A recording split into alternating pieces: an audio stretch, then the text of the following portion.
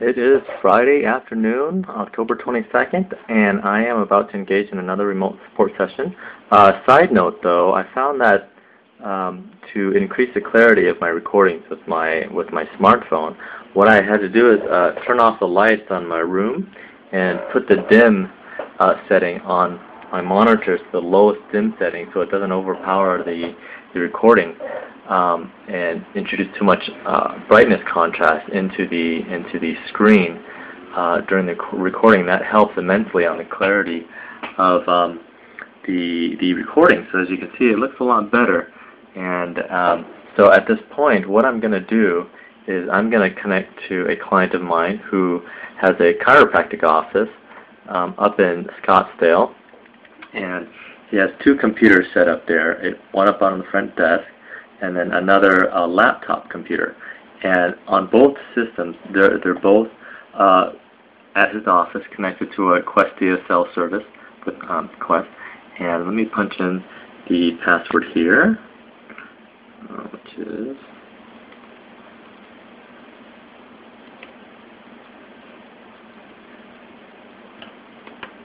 there we go. No control.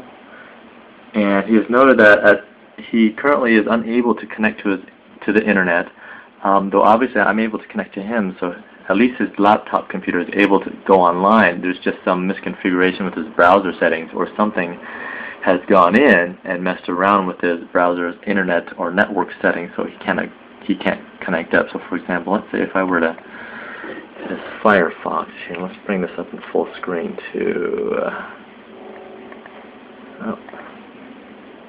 there we are, full screen. Okay, so he's able to hit Google. Let's say if we went to msn.com here. I'm sure he's got to save somewhere.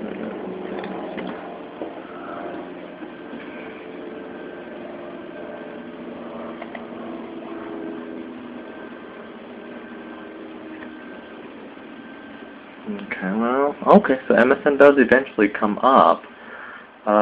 And this is using the Firefox browser. Now, you know, he may be inadvertently using, say, Internet Explorer, and that browser is probably causing problems for him. We can find out here.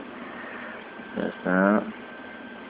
Oh, okay, well, let's see. We've got Internet Explorer cannot display the web page. So first thing is what I'll check is the browser's network settings. In this case, the browser's Internet Explorer. So to get to that, we got connections.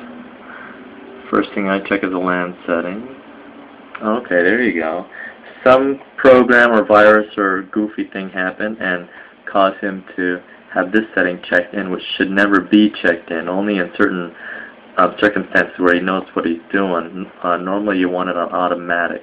It's common for viruses and spyware to get in and try to check off this item and enter its own little proxy setting so that when you go online, it goes through the virus or the nefarious person's proxy server, and thus serves you more viruses as you serve and redirects you, and that's how a lot of browser hijacking can happen. So let's try this again.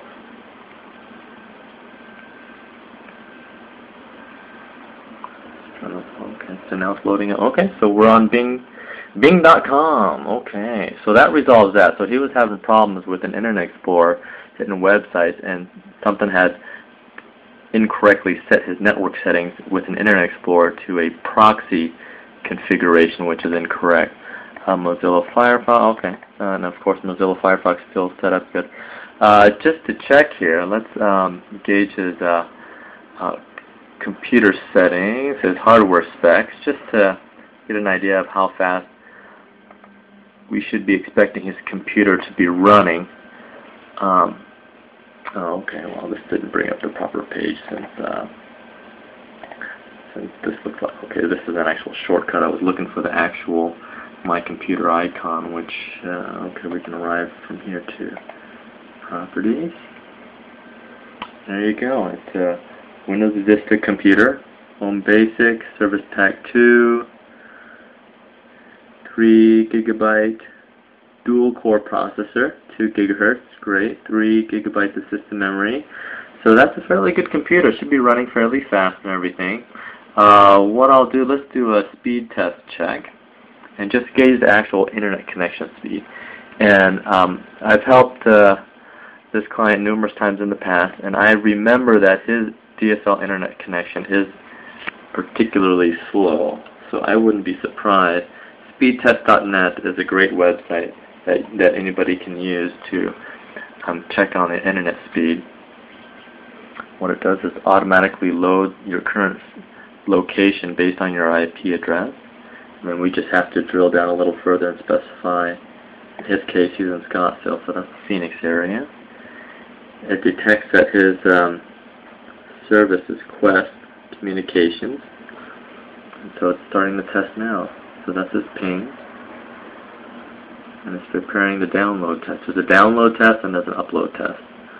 Typical, if you're on high speed, you should be seeing anywhere from 1 megabit to 7 megabits per second for a download, and it looks like he's getting 0.3 only. So that's not good at all.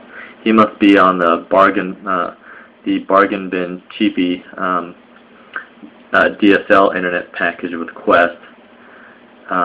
His upload speed is the same too. So that is what's directly affecting his slowness and his freeze-ups loading up pages.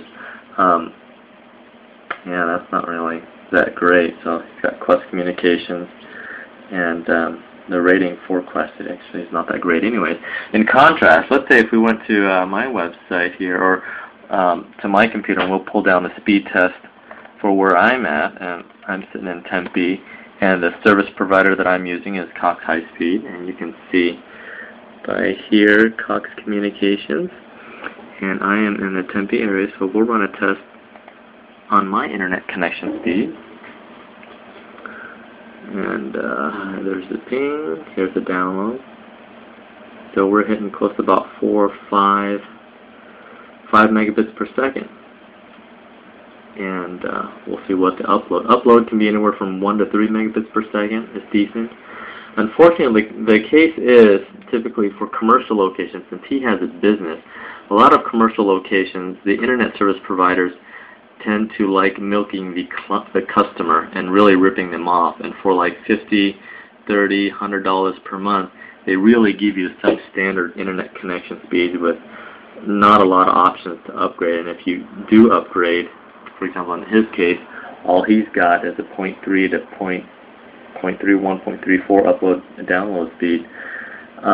He can call up Qwest to see how much it will cost to at least be in a higher tier download and upload speed package. Of course, it will cost him more. I bet he's only paying probably 20 or 30 bucks per month, which, I mean, still should be getting him more than that, in my opinion, but that's just how it is right now. So this client in particular is just a victim of a slow internet connection speed delivered by Qwest Communications. Oh, and I almost forgot, before closing out this particular session here, I'm going to go ahead and back out and connect to a secondary computer. He had another computer that he wanted me to check on, so we'll go ahead and do that. We're disconnecting, turning to the main screen. Now let's hit this front desk VIO system.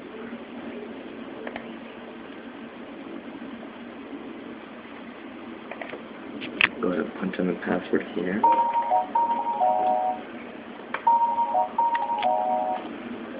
Looks like I've got a caller coming in at the moment, but I'll just have him go on a voicemail here. Okay. Connect. Alright, there we go. And this, if I remember right, it's an older computer. This off. Currently has it on his Hotmail. Let's close this off. That's Internet Explorer. Let's bring down the computer specs for this one.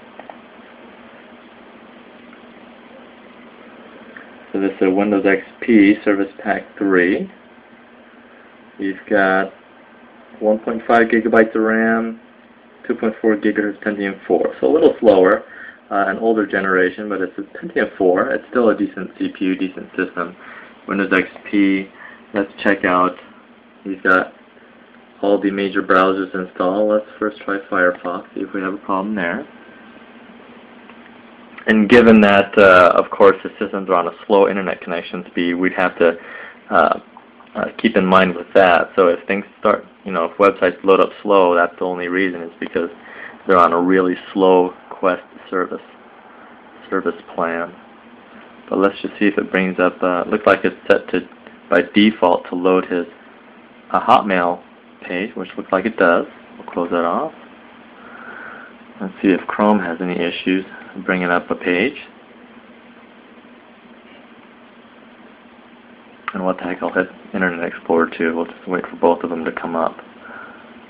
And yeah, I recently serviced his computer, so he's got the Panda installed, which I had recommended. And he also used this computer as the base station for bringing in data from scanners that he uses during his chiropractic work. He has several specialized tools while he does his chiropractic work and procedures, and those devices through USB and serial ports read in data to various chiropractic-centric programs that he has. So the Chrome browser brought up the Hotmail page just fine, and the Internet Explorer brought up a page just fine too. So it sounds like he's okay, and that his complaint mainly with an inability to hit the website was off his laptop and not this computer. And this computer seems to be loading everything okay. And so I will advise him to look into getting a faster internet speed package, or just hopping on to Cox and then getting their standard speed service package, and that should alleviate a lot of his problems. So that should be it.